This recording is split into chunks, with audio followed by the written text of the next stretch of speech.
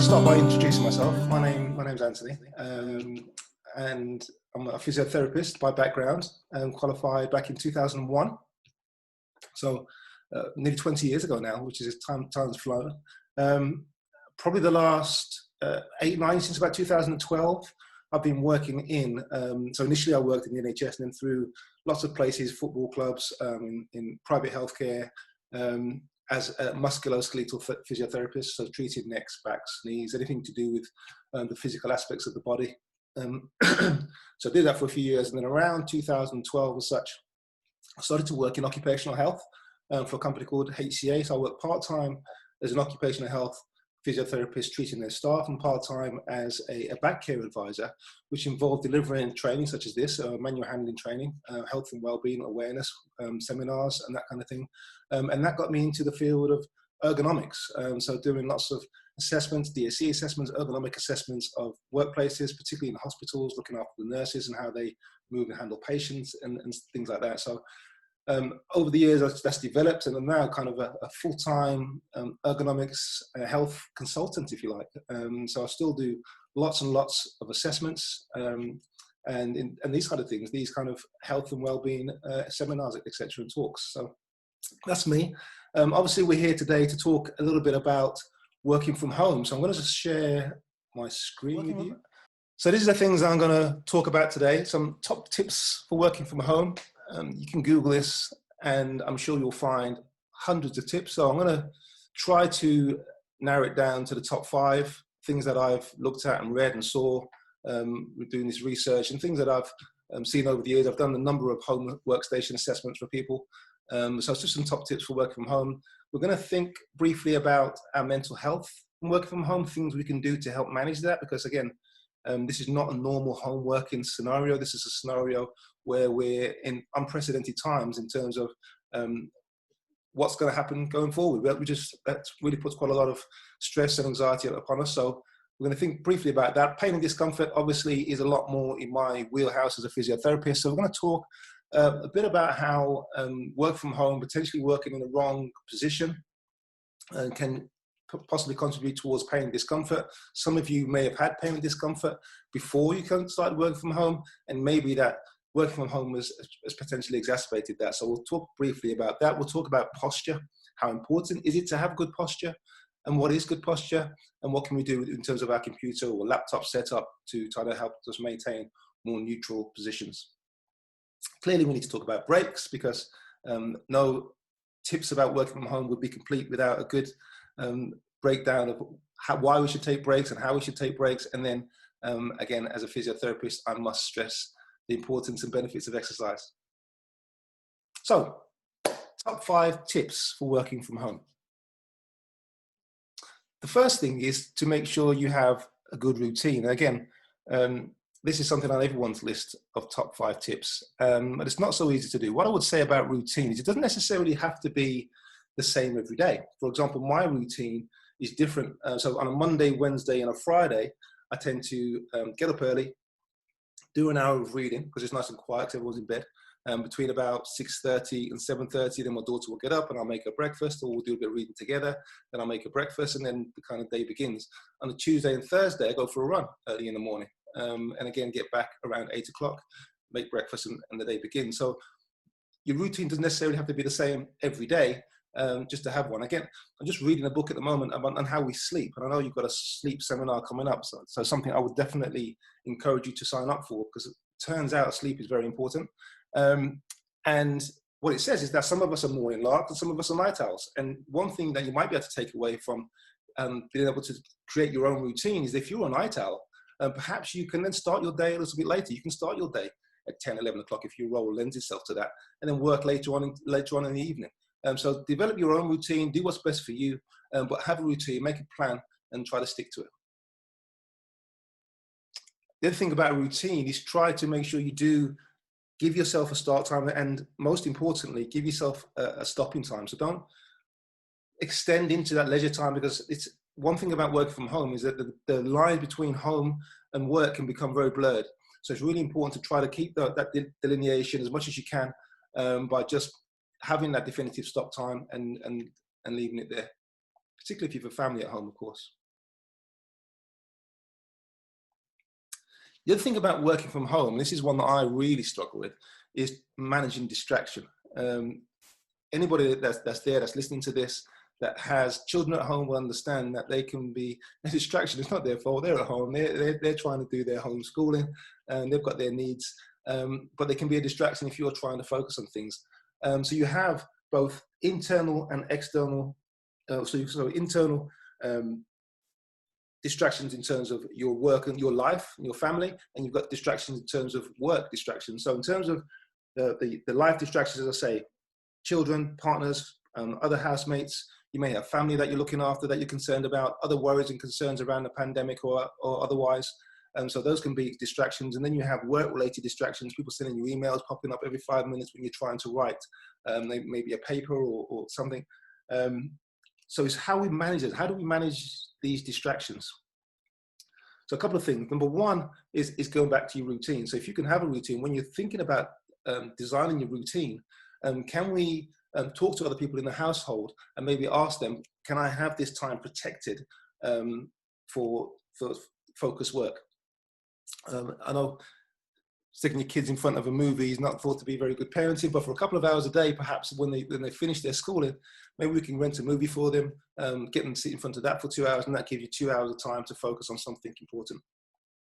The other thing about distraction is, again, noise in the background. I often wear headphones and put just some classical music. Nothing I can recognize, and nothing I can listen to actively, but just some classical music in the background.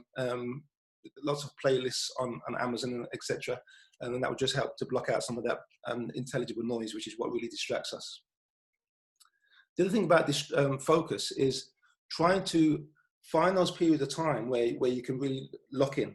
So turn off your emails, turn off your messages, turn off your phone, and really try to focus. Now, I use something called a Pomodoro timer. You may have heard of the Pomodoro technique, which is essentially having 25 minutes of focused time where you pick a task and try to just lock in on that task, take away all other distractions, and do that for 25 minutes. At the end of that 25 minutes, I have this thing called Be Focused. And what that does is, if you can look up here, I can click on here, that gives me a 25-minute timer. And on top of that, I've got what I'm actually going to be doing during that time. So I'm going to be writing a report. At the end of that 25 minutes, so again, you can select what task you want to add a new task. At the end of that 25 minutes, you have a 5-minute countdown timer. In that 5 minutes, what I will do is I'll stretch. I'll stand up, I may lie on the floor even and just stretch my back. And just for a couple of minutes, I might go and get a drink of water and then I'm going to come back and check my emails and do some of that shallow work, the kind of that work that doesn't require too much focus.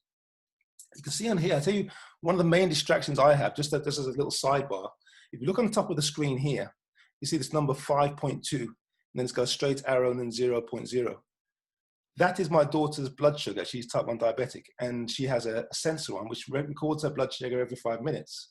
And I can see that on the top of my computer screen. And that's really distracting because every 5 minutes I'm checking, that's changing. So what's happening with the blood sugar today? We have to try to keep it within this range of 5 and 8 with insulin and food. And so it's really distracting. So I often have to just turn that off for a little while so that it's not a distraction. And the nice thing about these timers is that, as well as giving you that kind of work, focus time, rest time, focus time, rest time, is at the end of the day, you can go back and you can see what you've done with your time. So I can see recently I've been spending more time on developing webinars. Okay, that's what I wanted to be doing at this time. There's a manual handling course handout that I'm trying to update. So maybe I need to spend a bit more time on that if that becomes a priority, because that's only got one Pomodoro allocated to it. So you can go back and reflect what you've been doing with your time and maybe think about how you're going to change your routine going forwards to actually prioritize things that are most important. So that one's called Be Focused. It's on the Mac App Store. If you're using Microsoft, a PC, then you can go to the Microsoft App Store, and there's things like this, Focus To Do, which is a free app that you can get on a PC. And there are a number of others. If you just put Pomodoro timer in the search section, then the number of them will come up, but this one is supposed to be pretty good. You can also get them on your phone, of course. Just go into your relevant app store and just put Pomodoro timer, and there are at least a dozen of those types. The other, so have a good routine, manage distractions as best you can. Try to create a good working environment. I know some of us are working in bedrooms potentially, which is not ideal because you really want to try and separate work and life, as I say, and the bedroom should be a sacred environment. It's not good feng shui to have your work in your bedroom. Not that I know anything about feng shui, but try to have a good working environment. If you can, keep it separate from the family space, if you like. If not, then at least have it, just even if it's just a corner of the room where you can say, okay, this is where work happens. Natural light is really beneficial, really important. If you can have natural light, that's really going to help in terms of eye strain, but also in terms of mood and focus. And obviously trying to manage noise, as I say, you can use headphones and try to discuss with other people in your household, can we manage the noise in the environment? One thing about working from home is that at least we can control the temperature, right? I don't know what your offices are like, but often that can be a battle in the office. At home, we should have some better control over the temperature. In fact, I can even shout to Alexa to turn the temperature down if I'm feeling a bit warm, which is great. The other important thing when you're working from home is to make sure you're maintaining social contact, not only with family, but also with your work colleagues, because the number one thing that people miss when they switch to home working is contact with their friends and colleagues in the workplace. So we can still do that, right? We've got this type of software, we've got Zoom and Teams and other apps that we can use now to maintain that contact. So maybe you just put something in the diary for once a week to say coffee catch up, and you just literally log on, have a chat, have a coffee. If there might be some work related things that you need to discuss, otherwise, just how are your family, how are you getting on, what are you doing to keep yourself sane during this time, and then that's it. So use this technology to make sure we're maintaining those social contacts. And then my last top tip is nutrition. And then it sounds weird to say, but we are what we eat. I think exercise, nutrition, and of course sleep now, I've realized how important that is, are the kind of three real key elements to good health and well-being. So this is an opportunity in some ways where we're not rushing out the door, grabbing a croissant and a coffee on the way to work. We're not waiting till we get to work to have a bowl of cereal and a glass of orange juice, where we can really think about, okay, well, what am I going to have for breakfast? What's going to set me off into a good day? And then we'll kind of understand what good nutrition looks like, right? But it's kind of putting it into practice and thinking about, can I switch the fast carbs to the slower carbs? Can I get more protein into my day? Can I get more food from the rainbow is a good way to think of it. Can I eat different colors? That generally gives you all the nutrition that you need. If you can eat reds and greens and oranges and yellows, that's really going to help in terms of nutrition. I'm not a nutritionist. This is all stuff that I've read about. But I think we all kind of understand the principles of good nutrition. And if we could maybe try to apply them and see how it makes us feel during the day, that's a good idea. Just a quick story. While I was thinking the other day, I was thinking, my daughter has porridge most mornings. And I remember when I was young, I used to have porridge with water, with a spoonful of sugar on top. And I was making her porridge the other day. She has gluten-free oats with almond butter and honey and a splash of vanilla essence. That's her. I think, well, what are we doing with the kids? Anyway, just the story, something went through my mind the other day when I was making porridge for my daughter. So think about your nutrition, plan it along with your routine. And then obviously the other thing that we need to consider, which we'll talk about shortly, is breaks and exercise. Hope that all makes sense. So mental health, how are we managing our mental health during this time of stress? So again, one thing we need to think about, again, is trying to create a positive physical workspace and planning our days and reflecting on our days. So we've already touched on that, those two things. But again, really important, really helpful in terms of managing our stress and anxiety. The other thing I want you to think about is your thoughts, managing your thoughts. And that might sound a little bit woo, if you like, airy and fairy, but really it's just about noticing when you're thinking about things that are outside of your control. There's this thing called Stephen Covey, his name is. He wrote this book, The 7 Habits of Successful People. And in it, he talks about this circle of influence and circle of concern. So you have the circle of control and influence, so what you can control and what you can influence directly, and a circle of concern, which is thinking about things that are worrying for you, such as the pandemic, such as your family, which you really have no control over. And we want to try to limit the amount of time we spend thinking about those things that are in the circle of concern, and spend more time thinking about things within our circle of control and circle of influence, like doing some exercise, like taking breaks, like doing perhaps some meditation or something like that, to try to help manage our anxiety levels and our pressures that are on us at the moment. To that end, limit your news consumption. I mean, you can't turn on the news and find something positive nowadays. It's almost always 90% negative. And most of the stuff that comes through it's nothing to do with you. It's not going to affect your life directly, and if it is, there's probably not much you can do about it. So just check on, I'll go on YouTube and I check the COVID-19. I do that once a day just to see what's happening. I went to the school, they're planning to open the schools or something like that, see what's new, and that's it. So it's about half an hour a day that I spend just updating myself on what's happening out there. Other than that, I try to limit my news consumption completely, just so I can really stay within my circle of control. Stay connected, which we mentioned, with your colleagues and with others. And noticing your thoughts. I don't know if any of you have tried mindfulness or meditation. There are various apps out there now, Calm, Headspace, and others. It's just really about trying to know when you're having these thoughts that are running away with you, worrying about the past, worrying about the future, and not being in the present. That's essentially what mindfulness is. And it's about training your mind to be able to deal with thoughts and not let them run away with you and cause anxiety. It's not a panacea for all mental health issues. It's just a tool. But I've found it useful personally, and I know many others that have, so maybe it's something you could try out and see what you think. I'm going to talk briefly about pain. Now, some of you may have been experiencing pain either since you've begun working from home or prior to that. So briefly, what is pain? What is a distressing experience associated with actual or perceived tissue damage with sensory, emotional, cognitive, and social components? So people just often think of pain as damage to the tissue, message to the brain, and that it's a one-to-one relationship between tissue damage and the experience. But actually, there are a lot of components that contribute towards that, both emotional, cognitive. So stress, for example, people that are stressed and anxious feel greater levels of pain than those that are in a good mental health state of mind. So at this point in time where there is a lot of stress and pressure on us, you're more likely to experience symptoms such as neck or back pain. So just to be aware of that. It's influenced by expectation. So for example, if you see a doctor and they tell you your spine is crumbling or there's really high levels of degeneration, you can expect therefore your pain levels to be greater because you understand that there's some underlying condition that's maybe contributing towards it. However, if you have the same issue, but you go to see a doctor and they're more reassuring, they tell you, yes, there's some wear and tear in your spine, but nothing to worry about, it's completely normal, don't worry, then you're less likely to experience pain because your expectations are different. If past experiences of pain, your beliefs about what's causing the pain, if somebody tells you that your spine is out of alignment, you're more likely to experience pain and associate with that with your spine being out of alignment. If you've got a family history of pain, you're more likely to experience pain. Again, it's a lot of it is related to your beliefs, emotions, and attitudes around pain. This was reinforced by a study recently where they looked at giving people open placebo. What open placebo is giving somebody a pill and telling them it's just a pill and nothing in it.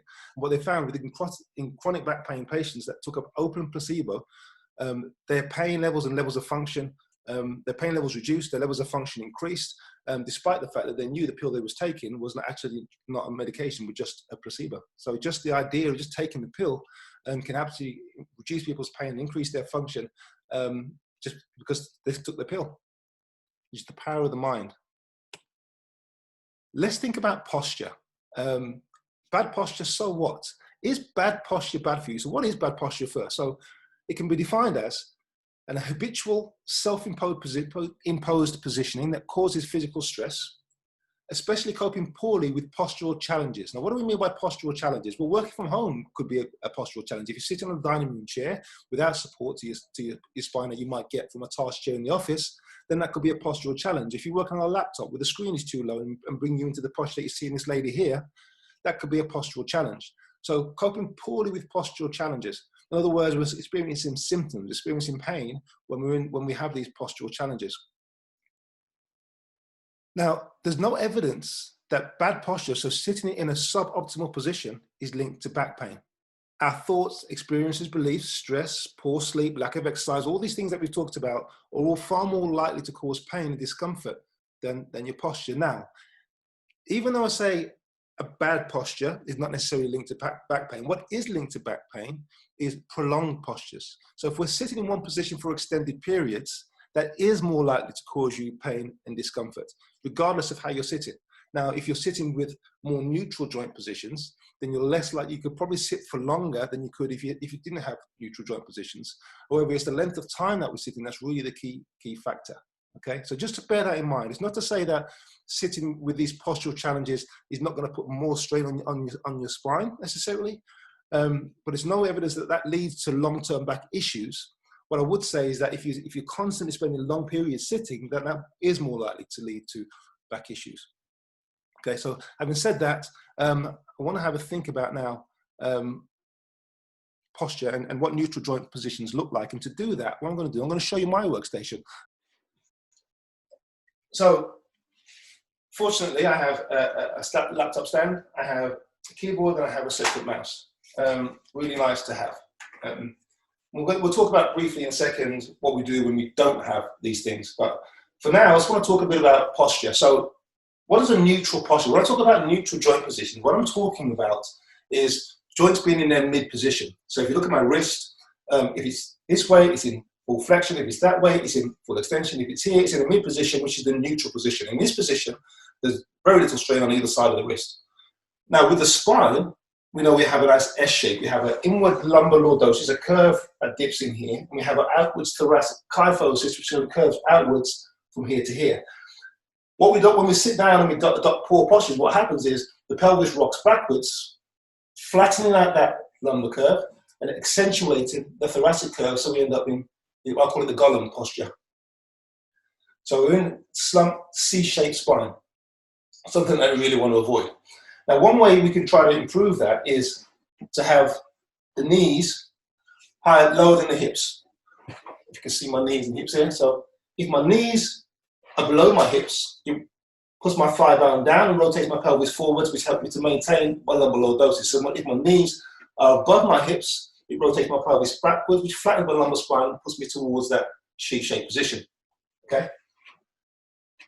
Now, if you look at my workstation, you can see I'm sitting on a dining room chair, not sitting on an office chair per se. How can I improve that? What's good about it? What's good about this is that the height of this actually puts me in a position where my arms are level with the top of my dining room table. So actually that works quite well. I've got a laptop stand, screens at a good height, all good. The problem with the height of the chair, because I'm quite tall, is that my knees are now higher than my hips, pushing my pelvis backwards. What can I do to address that? A couple of things. One, I get nice and close to the workstation. I can drop my knees below my hips, and then I'll take a cushion and just push that in along the spine, lean back into there, and now my pelvis is rotated forward and neutral, my lower back is supported, and I'm in a comfortable posture. Just by bringing my hips down, bringing my knees down relative to the hips and having a little cushion in my lower back. Much better posture, and much easier to maintain. I can't really slump in that position. I'm very well supported. Now, I don't want to spend all day or even very long in this position, because what's going to happen is my knees are going to get strained because I'm tucking my knees right underneath me. So I'm going to bring my knees forward a little bit, and I'm going to lean back in that position. Not great for the back, but for a short period, it's fine. Then I'm going to do remember, the best posture is the next posture. So it's really about varying it. Even if you're sitting, even if you don't stand and move, which I will do anyway, every 25 minutes, at least during that time I can fidget, I can move around, I might cross my legs, I might even have my laptop further back. I lean on the desk for a minute while I'm looking at something, and then come back to that position and just reset back to my neutral posture.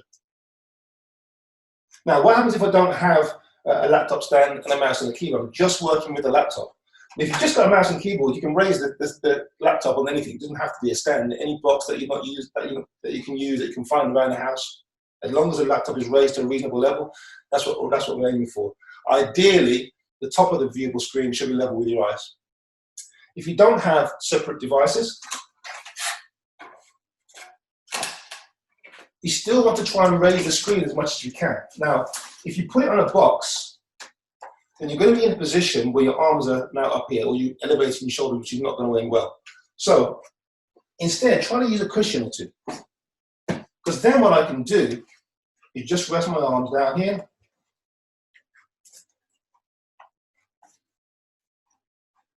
And because the cushion is flexible, it means I can tip the keyboard towards me slightly so that the keyboard is in line with my hands and wrists. And then I'm resting my elbows on the desk. I've got a rounded table. If I had a straight table, it would be much better because I could rest my arms here. But you work with what you've got. So that might be a way to have the screen slightly higher, to compromise. It's not ideal, but it's a way to get the screen slightly higher. And You may do that for a few minutes, just to maintain that neutral posture for 15 minutes. And then you might go back to this position again. Interestingly, there is some research to show that looking down improves focus. So that may be a reason why some people prefer to use laptops as opposed to using a screen up at eye level. So, as I say, best posture is the next posture. Things to think about with your home setup. Do you have a chair that has sufficient cushioning? So some chairs are a wooden chair, you might have a wooden seat pan. If that's the case, then you might want to add some cushioning to it. Similarly with the backrest, if the backrest is firm and solid, then adding some cushioning just for comfort. One thing that you'll notice with my chair is that they do tilt back slightly. So the level of recline is excessive. It brings me too far back. So again, the cushion not only supports my lumbar spine, but also brings me forward slightly and give me that support in a slightly less reclined position. As we mentioned, we want the screen to ideally be at eye level and roughly arm's length away so we can see the screen clearly without eye strain. And if you can have separate input devices, then that's always the best. And they don't have to be anything special. Any mouse, any keyboard that you can get hold of. If you can pop when you're getting your food shopping in, and in Asda, pop upstairs, grab a keyboard and a mouse for a tenner or whatever they cost, and then it'll help you set up immensely. Just a few pictures of other people's workstation. Pros and cons of this one: the wooden chair, again, you may want to add some cushion into that chair. The laptop would ideally be raised. So just see how other people might be working. If you've got an extra space, if you've got a conservatory, a space where you can go to and really isolate that work environment, fantastic. Just be aware if you have too much light, that can be a source of glare as well. Sometimes we don't have much space, right? And that's the issue. Do we have an area, a desk, a table that is sufficient space to accommodate the things that we're actually using? And that, if not, then maybe we need to think about other spaces. Or maybe that's something where you work for a short period of time. Well, at least they've got a nice, well-cushioned chair. If you have two screens, then in this scenario, I'd probably reverse them. So you've got the main primary larger screen directly in front of you and the other screen off to the side. If you've got a separate screen, then that's great. This is a nice one because what you can see the person's done here is they've looked at their chair and they said, well, the seat's hard, so I'm going to put a cushion on it. And it's also too low so that when I'm working, my arms are in a poor position relative to the top of the desk, to the keyboard and the mouse. So what they've done, you can see here, is they've put a block of wood underneath the chair just to raise the whole level of the chair up to a comfortable height. Good thinking. Of course, they've raised the laptop on a wicker basket and have a separate mouse and keyboard. And there's somebody trying to be a distraction. Very briefly, breaks. Try to take a break every 20 minutes or so. Particularly if your setup is not ideal. If you've got a perfect setup, if you've got a nice task chair, if you've got a good table and everything's in neutral, then you can probably go 45 minutes before you really need to get up and move and stretch, even though I'd recommend every 30 to 40 minutes. But if you don't have that setup, if it is suboptimal, if you're working just off a laptop, then really 20 minutes should be what you're aiming for, a stretch 25. And particularly as soon as you start to feel discomfort, then you should be moving and stretching anyway. So remember, breaks doesn't necessarily mean stopping work. So you can find other ways to work. For example, here's me earlier on, looking at different ways of working. So in the top left, you've got me lying on the sofa. I've had a little bit of back pain recently. Took the opportunity to do some gardening. First time I've gardened for years, and digging the garden for 2 hours, my back's a little bit sore. So working at a workstation, sitting on a chair was uncomfortable. So I decided to go and lie on the sofa, and I did that for about 15 minutes. You can see my neck is well supported, my arms are supported, got cushions on my lap to put the laptop in the right position, and it's comfortable for short periods of time. Similarly, sitting on the right-hand side, sitting on the sofa. It's not the end of the world as long as you're not doing it for all day. But for 10, 15 minutes, it's a break from your normal working environment. Any change is good. Bottom left is me on a call, and in the middle, we've got me using the phone. Can you use the phone to dictate? Dear John, can you look at our recent order for paper, please? We ordered 50 reams of A4 premium, but could probably do with 100. Would you be able to possibly amend this? Many thanks. At the end of the dictation, what you can do is just hit the send arrow at the top. open it up in Outlook, hit the close. It's then saved in my drafts in Outlook. So if I then go into Outlook, it's there, and you can see actually all the errors that you made in the software have been corrected in the Outlook. And I could go and do that on my laptop. So I could create emails. If you've got a email heavy job, could you do that somewhere else, dictating using one of these apps? And there's a number of them on the market. This one is called SpeechNote. So it's just a way to spend time not at the workstation. So any opportunity you can build to try to not be at your computer on your desk and do your work elsewhere is a good thing. Exercise, we all know the benefits of exercise. Please try and do some. There are huge benefits in terms of mental health, physical health. People often ask me, so excuse me, which is the best exercise? My answer to that is always any, as long as you do it. There's no point in signing up for a 12-week Pilates class, which is on the other side of the city, if it's going to be difficult to get there and you're just not going to be able to commit to it. Find something that's easy, something that you enjoy. Ideally do it with somebody else or another group of people, because that will help your consistency, but do something consistent. Now, if I had to choose, squats. Resistance training, so training where you're moving weight, or including your body weight, against gravity, is being shown to be hugely beneficial. It's probably, if we're honest, is probably in terms of overall health and well-being, the most important type of exercise. Resistance training, strength training. There's a study that showed that strength training in over 60s reduces all-cause mortality by 46%. That's strength training twice a week. So any possible reason that people die is reduced by 46% just by doing strength training twice a week. So really, and the best strength training program is probably squats. They're easy to do. You can't really get them wrong. They build the big muscles of the legs, of the muscles, the glutes. So they're really great for mobility, etc. as we get older. And you don't need any equipment. Running and cycling, I myself, I'm a runner. I run probably 3 to 4 times a week, more likely 5 at this current time, just to get out of the house. Huge mental health benefits that I personally find, and that's been reported by a lot of people. I have friends that are cyclists as well. They report similar benefits. I think it's really just being outside is the benefit. So exercise outdoors has been shown to be just as effective as Prozac, which is the #1 antidepressant medication in the US.